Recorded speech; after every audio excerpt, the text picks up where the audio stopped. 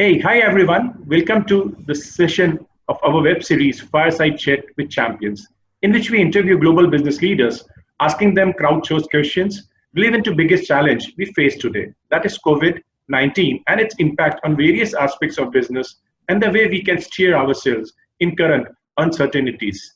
Today we have a very special guest with us, Vandana. Vandana is the head of accelerator operations at Grow. Grow is a Singapore's first global agri-food tech accelerator. She works with startups, corporates, researchers, and investors to accelerate the development of cutting-edge agri-food technologies, products, and business models. She speaks from her experience and knowledge as a successful banker turned entrepreneur and thrives on guiding and mentoring startup founders to implement innovative, practical, and outcome-driven strategies.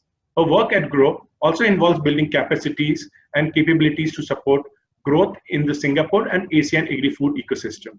Vanna is a qualified CFA and has most recently completed a strategy program at Instead. Thanks a lot, Vanna, for accepting our invitation. I would request you to let our viewers know a bit more about you and your current interest and activities. First for you, Vanna. Thank you, Deepak. It's really nice to be, chatting with you here. We've had a lot of interactions otherwise, but it's good to be on this fireside chat series with you as well. Just a quick background. You've done an excellent introduction, so thank you for that. I've been in Singapore for now 12 years. A large chunk of it has been in the startup ecosystem as a founder, working with a VC, and now most recently my role at Grow is to run the accelerator operations, which we launched here in September of last year. So we're fairly new in Singapore as an accelerator program. However, AgFunder, which is our venture capital partner, has been in the space for a long time and brings a wealth of insights, informations. Everybody's familiar with AgFunder News as well. So that's the kind of capabilities that we're bringing into Singapore here. I'm happy to, be here, answer your questions about what the current situation is, and share whatever little bits of, nuggets from my experience with the viewers here today. Sure. It is great to have you because of the depth of understanding, knowledge you have, based as a founder as well as someone who is working in acceleration domain. And I strongly believe that the ex-founders are the best people to take care of incubators and accelerators. So thanks for being a part of the ecosystem. So that brings us to our first question, Vanna, that that actually COVID is something which is very, very different beast, right? Startups who have just initiated their journey, right, they would see it as something which is very, very, like I said, that destructive for them. For very simple reason is that the revenues are drying, the funding again is becoming challenging. So according to you, how do you see that COVID impacting the startup ecosystem globally? Because you're part of AgFunder, so you have pretty awesome understanding of the global marketplace. At the same time, also in the Southeast Asia. Yeah. So COVID-19 has actually sent the whole world into a tailspin, right? More relevantly for us, supply chain disruptions have threatened a lot of what's being, pushed forward in terms of development in ag and food specifically. So, reduced supply or lack of supply of components and ingredients. That's been a critical factor that we're all grappling with, as well as from a VC perspective, funds have signaled a pullback in activity. Valuations are dropping, some going as low as 40%. But strangely, the warning signs were all around us, right? There was SARS outbreak, there was MERS in 2012, then the Ebola, right? But surprisingly, none of that prepared us for a situation like COVID-19.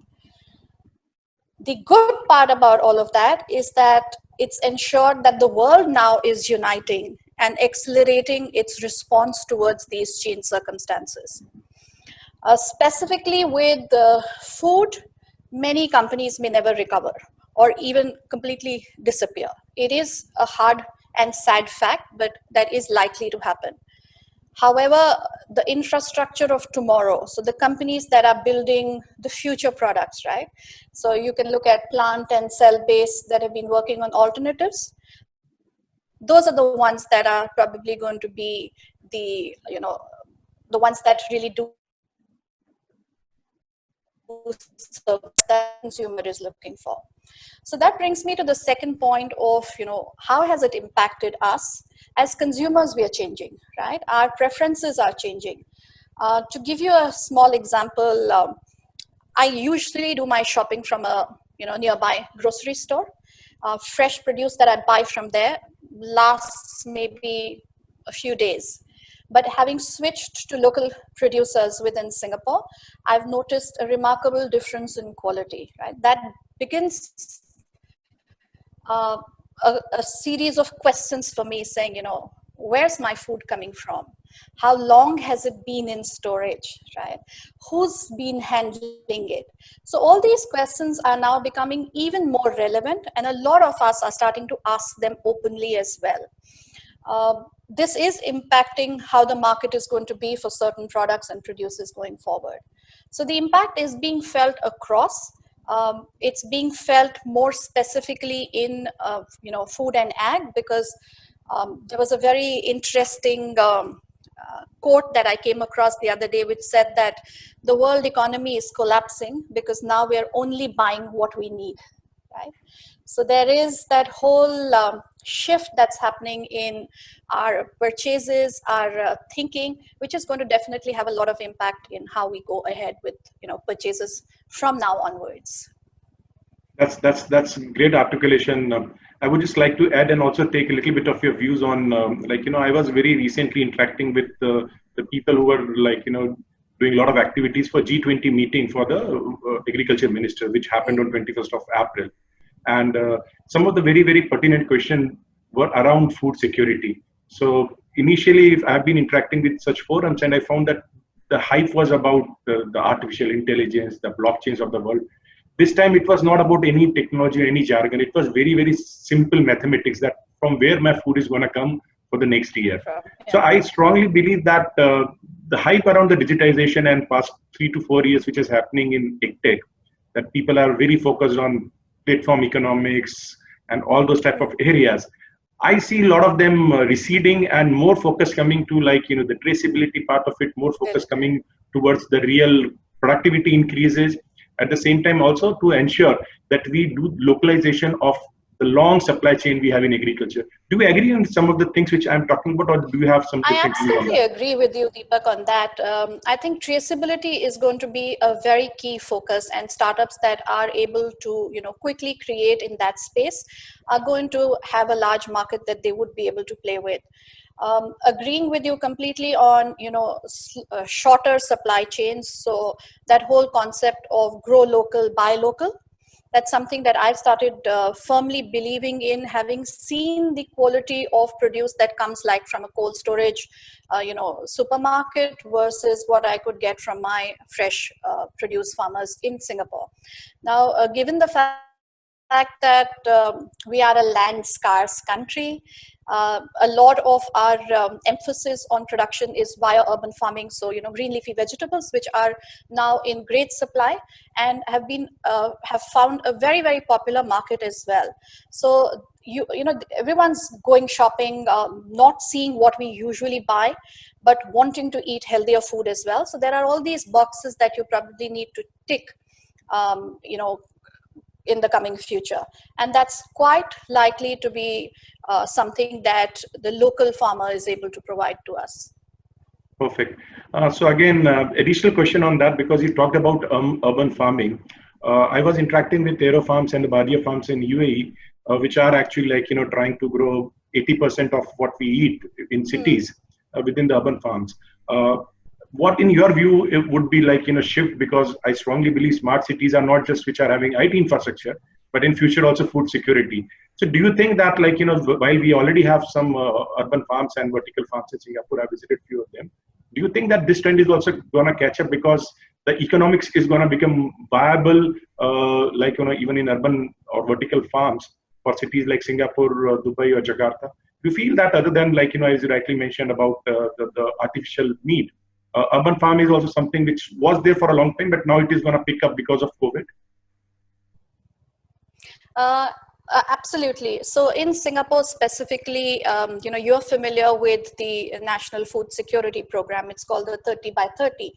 And although this was initiated last year and accelerator programs like GROW and others have been put into place to, increase local capabilities, what the COVID situation has already shown us is that maybe we cannot afford to wait till 2030 to increase that production by 30%. We need to do it faster and we need to do it now.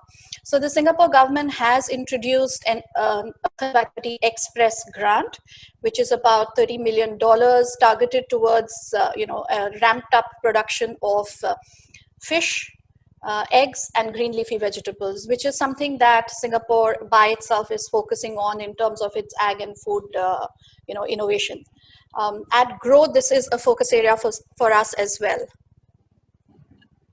No, that's great. So actually, definitely, because, local. Yeah, so local production will have a very, very strong role to play. Yeah, because as you are aware, we are also a startup. Now, we were also looking at avenues where we try to create products which are more relevant rather than being I know this, let me do this. So we have started working on digitization of algorithms for vertical farms. And that's why the reason I was talking about vertical farms. So yes, you'll find a lot of shift in the way the startups are interacting. So that brings us to a little bit of wider question, which is the next question. Globally, how do you see the future of COVID impacting the food and agriculture? Because COVID is just not actually, understand as a business or economical problem. It has disrupted supply chain. And in Africa, we are seeing another problem, the problem because of the pest. So locust issues are coming up in Africa. Russia has decided not to export after July the food grains. So you'll find that there will be a lot of disruption based on policies, based on non-availability of pesticide and agri input in Africa, as well as also the broken supply chain. How do you see the food and agriculture globally changing because of COVID? There is going to be a very significant change in what we produce and where we source things from. Closer to home is Singapore, right? We are only producing importing 90% of our food, and we've realized that is not a feasible option anymore, especially given the fact that there has been so much disruption in terms of food imports into Singapore, right? With borders closed, with flights disrupted, there is obviously now going to be focus on self-reliance, right? What is it that we can do internally so that we don't have to necessarily depend on the major food crops come in from outside? So a shift across geographies is going to happen. All of us are going to be, introspecting more to see what is it that we can do internally, ramp up that, and then look outwards only for some things that we need to literally, or just supplement our local productions with. That's a great answer. I would like to add a little bit more and add a question to what you said. Do you see that you'll have the real issues of hunger increasing because we have already 800 million people, right, which go to bed without the complete nutrition?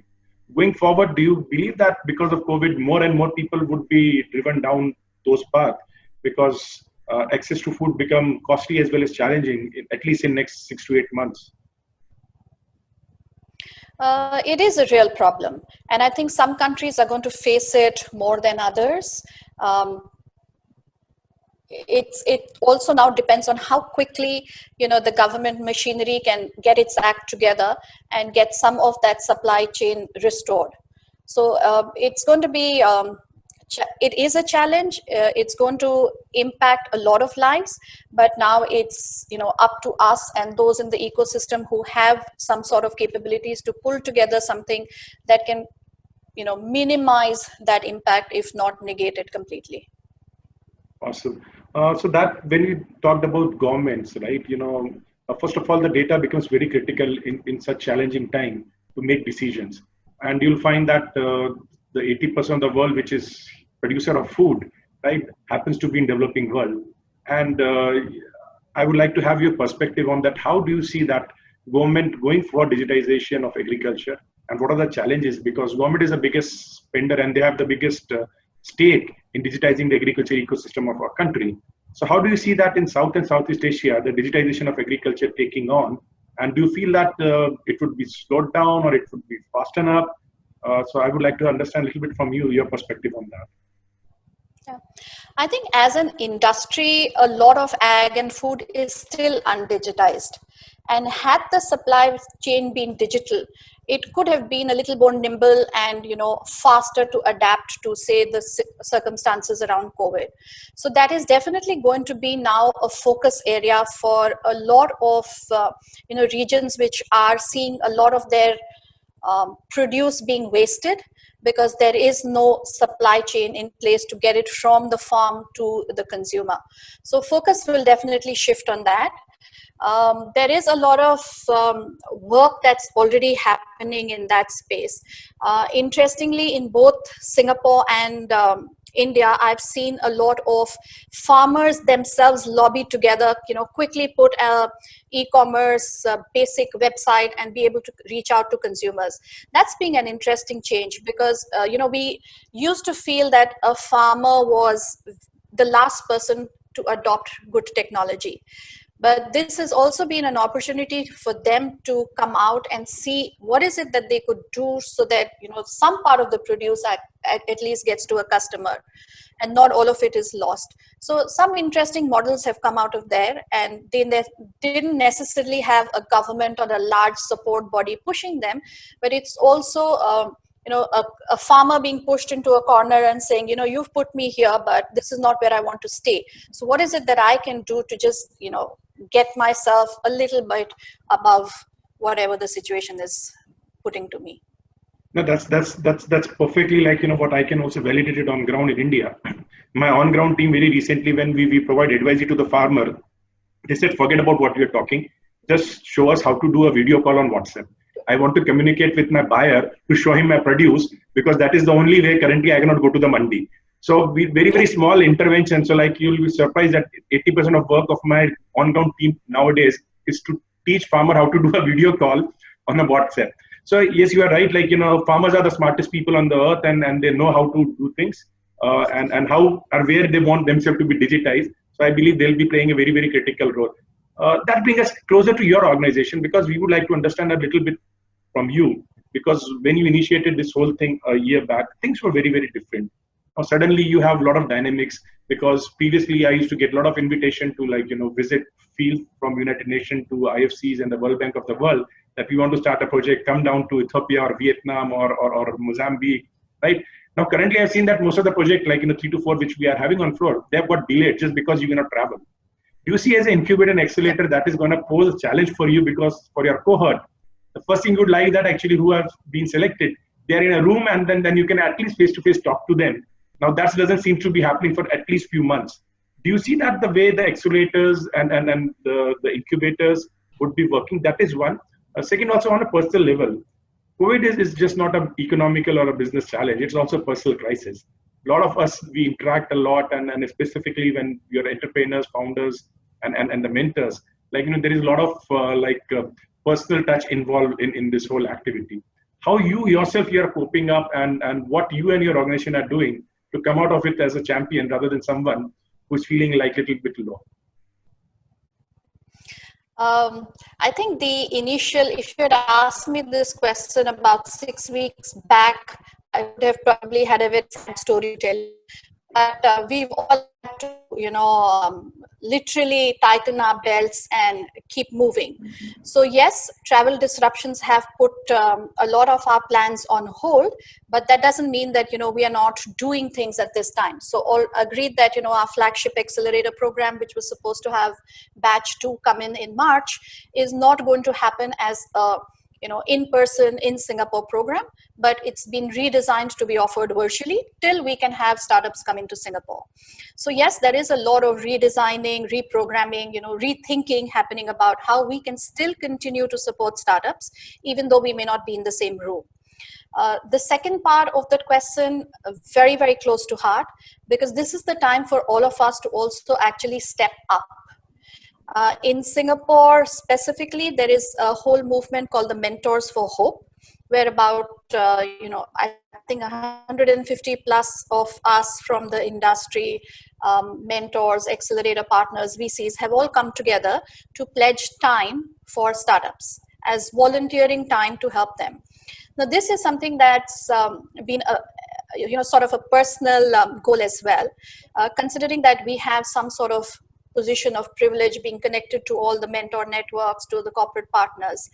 I don't think an external situation like COVID, which is not exclusive to any, a few people or a few communities, but is impacting everyone, should take me away from what my core purpose has always been, which has been to accelerate startups.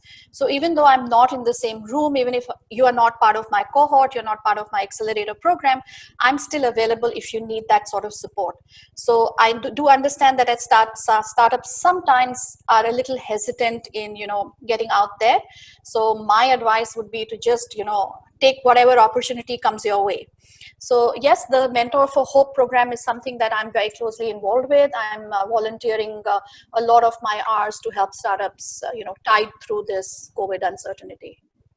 No, that's a As great an image. organization, yes, there are a lot of other programs that we have launched. So there is a pre-accelerator program we launched. Again, it was supposed to start off as a local Singapore program, now being offered globally because we understand the challenges of not being able to travel, not being able to connect.